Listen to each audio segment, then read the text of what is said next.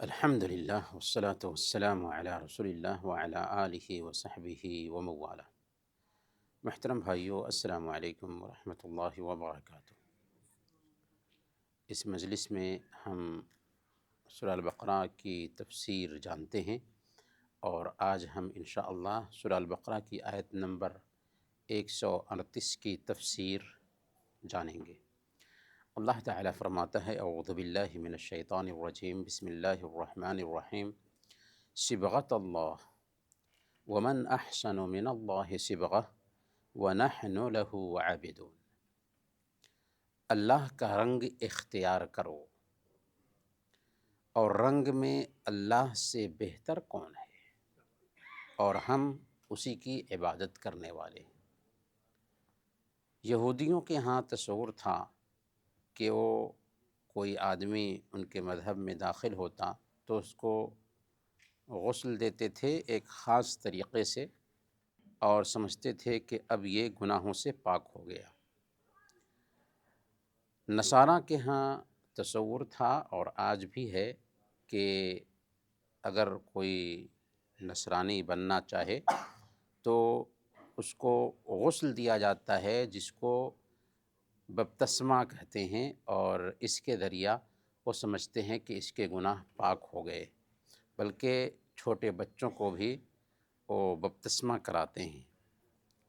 اللہ رب العالمین نے یہودیوں اور نصاریٰ کے اسی عقیدے کی طرف اشارہ کرتے ہوئے کہا کہ اس طرح کی شکل اختیار کرنے کی کوئی حقیقت نہیں ہے، بس تمہیں چاہیے کہ اللہ کا رنگ اختیار کرو۔ صبغۃ اللہ، اللہ کا رنگ اختیار کرو۔ رنگ سے مراد کالا، پیلا، ہرا اور بلو کلر نہیں ہے میرے بھائی۔ قرآن کریم کی تفسیر ویسے ہی ہوگی جیسے اس کی تفسیر صحابہ نے کیا، اور صحابہ نے سمجھا تھا اللہ کے نبی صلی اللہ علیہ وسلم سے۔ چنانچہ صحابہ کرام حضرت ابن عباس اور جمہور مفسرین کی رائے یہ ہے کہ صبغہ سے مراد اسلام ہے۔ بعض علماء نے کہا دین ہے، بعض علماء نے کہا دین فطرت ہے، لیکن بات ایک ہی جگہ آ کر کے ٹکتی ہے کہ اللہ نے کہا کہ تمہیں چاہیے کہ اللہ کا رنگ اختیار کرو، اللہ کے دین کو اختیار کرو۔ اور جب اس دین کو ہم اختیار کرتے ہیں تو جب دین دل میں اترتا ہے تو اس دین کا اثر ہمارے اوپر ظاہر بھی ہوتا ہے۔ سیماہم فی وجوہہم، کہ ان کا اثر ان کے چہروں پر ظاہر ہوگا۔ وَلَتَعْرِفَنَّهُمْ فِي لَحْنِ الْقَوْلِ، منافقوں کے بارے میں اللہ نے کہا کہ ان کی بات سے آپ پہچان لیں گے کہ یہ منافق ہیں۔ تو ایک انسان اپنے رویے سے بھی، اپنے کردار سے بھی، اپنے عمل سے بھی پہچان لیا جاتا ہے کہ اس کے اندر کتنا اسلام ہے، اس کے اندر اسلام ہے بھی یا نہیں۔ تو اللہ تعالیٰ نے اس آیت کریمہ میں یہی کہا کہ اللہ کا رنگ اختیار کرو۔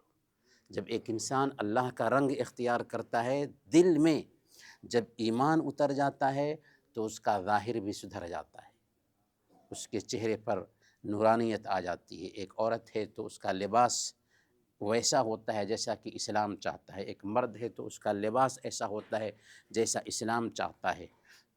اس کی گفتگو، اس کی بات، اس کا رویہ، اس کا کردار، سب کچھ سدھر جاتا ہے، اللہ کا رنگ وہ اختیار کر لیتا ہے۔ آپ دیکھیں گے کہ بہت سارے لوگ ہیں جو مسلم سماج میں اپنے آپ کو منسوب کرنے والے ہوتے ہیں، لیکن ہاتھوں میں دھاگا باندھیں گے۔ جب آپ دیکھیں گے ایک عام شکل میں تو آپ کو لگے گا کہ یہ آدمی مسلمان نہیں ہے، کیونکہ یہ دھاگا کون باندھتا ہے؟ غیر مسلم کی پہچان ہے۔ اللہ کے نبی صلی اللہ علیہ وسلم نے ایک مرتبہ مسند احمد کی روایت ہے، ایک آدمی کے ہاتھ میں چھلا دیکھا، پوچھا کیوں باندھ رکھے ہو؟ اس نے کہا کہ ایک بیماری ہے جس کی وجہ سے میں نے باندھ رکھا ہے۔ آپ نے فرمایا انزعہ، فَإِنَّهَا لَا تَزِيدُكَ إِلَّا وَهْنًا وَإِنَّكَ لَوْ مُتَّ وَهِيَ عَلَيْكَ مَا أَفْلَحْتَ أَبَدًا، اسے نکال پھینکو، اس کی وجہ سے تمہاری بیماری اور زیادہ ہوگی، اور اگر یہی پہنے ہوئے مر گئے تو کسی صورت میں کامیاب نہیں ہو سکتے۔ تو یا تو ایک آدمی اس کو کسی عقیدے کے تحت پہنے گا کہ اس کی وجہ سے ہماری حفاظت ہوگی، یا یہ سبب بنے گا ہماری حفاظت کے لیے، یا وہ اس وجہ سے نہیں پہنتا ہے، فیشن کے طور پر پہن رہا ہے۔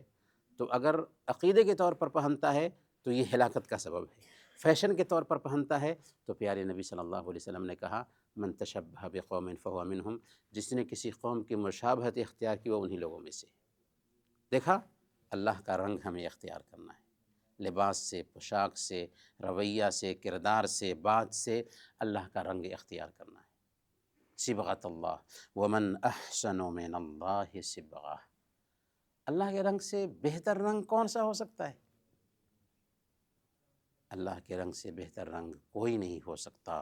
وَنَحْنُ لَهُ عَابِدُونَ، اور ہم اسی کی عبادت کرنے والے ہیں۔ تو میرے بھائیو، اللہ کا رنگ بنیادی طور پر ایک بندہ اختیار کرتا ہے تو اس کے لیے ضروری ہو جاتا ہے کہ اپنے اس عمل میں اخلاص برتے، پہلے نمبر پر۔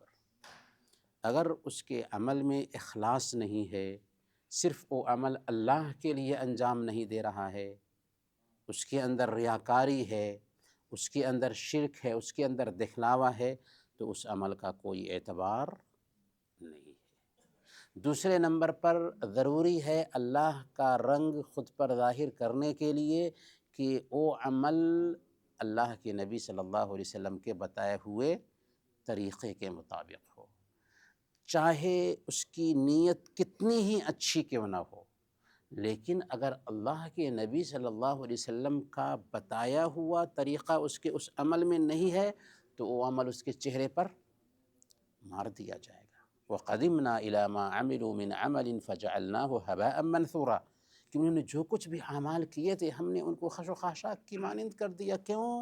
اس لیے کہ اس کے اندر اخلاص نہیں، اس لیے کہ وہ سنت کے مطابق نہیں۔